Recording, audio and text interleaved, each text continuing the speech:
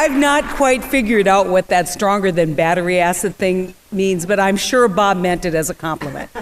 Bob and I have been doing a lot of work on housing finance reform, and obviously been talking a great deal about the housing crisis we have here in North Dakota.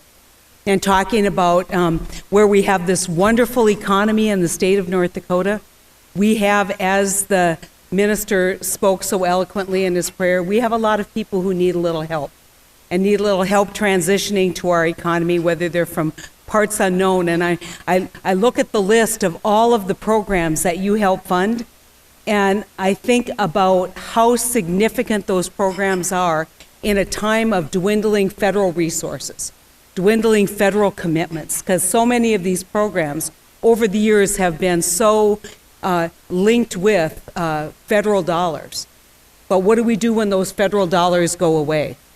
If we don't want people to be cold in the winter, and if we don't want families to struggle as they work through mental health crisis without any help, we pull together. And that's the difference in North Dakota. And that's the difference when you come to a group like this and you walk in and it's United Way, and it's all of you working to one common purpose, which is to make this community a better community. To not look past people who are down on their luck. To not look past the opportunity that early childhood education or good daycare or good mental health services can provide to families today, which will make all the difference in their future tomorrow. We in this group do not look past. We do not look beyond. We look at the problem and we seek to solve the problem.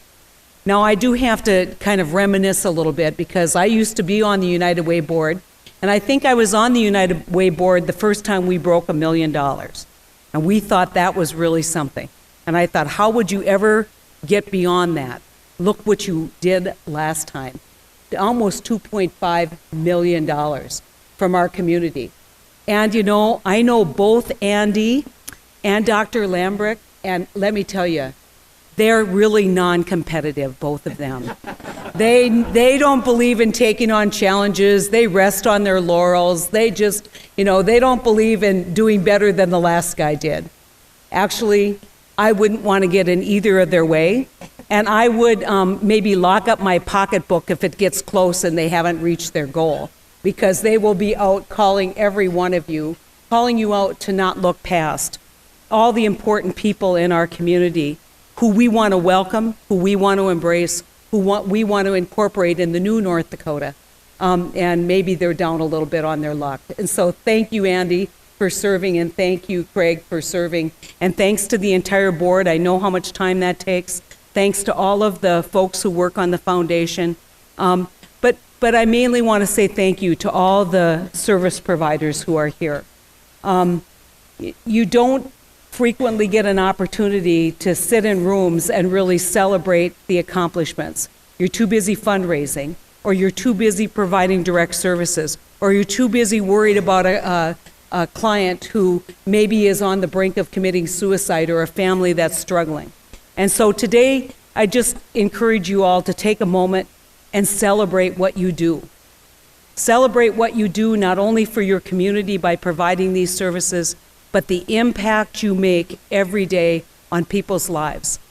I'm going to close with kind of a story, and it's a story about public service, I guess, a little bit. I get asked often, what's your great accomplishment? What's your great achievement in public life? And, I've been involved in a lot of big policies, but I tell a story about when I was first elected Attorney General, and I went to one of those, AG, or they're called NAG. Isn't that a great acronym? They're called NAG meetings, and I went around the room and they asked all the AGs, what they had accomplished. And, got to the AG from Massachusetts, and he single-handedly stopped organized crime in his state. Got to the AG and he stopped juvenile crime, and, she stopped any kind of scamming on. And I thought about all those things, and I thought, I've done all those things, but I've not done them alone. Not one of those things did any of those people do alone. So when it got to be my turn, I didn't want to say, I'd done all the, I said, I've worked with groups and done all these things, but I said, The other day I was having lunch in my office and the phone was ringing and no one was answering. And I picked it up and it was a 90-year-old guy from Williston, North Dakota. And he was in a big fight with his dentist. And his dentist wouldn't give him back his teeth. The dentist was, and the guy was a crank, and you knew exactly why. He was just the crabbiest guy, and you knew exactly why he was in this conflict. But I figured he's 90 years old. He's a World War II vet. And maybe they just need someone to call him up. So I called up the dentist, or Rosie did, called up the dentist and said, you know, we know he's really difficult, but can you give him back his teeth? And this very wise dentist in Williston, North Dakota, said sure. And so I explained to my colleagues that I was reasonably certain that there was a 90-year-old man in Williston who had his dentures, and that just might be one of my greatest accomplishments.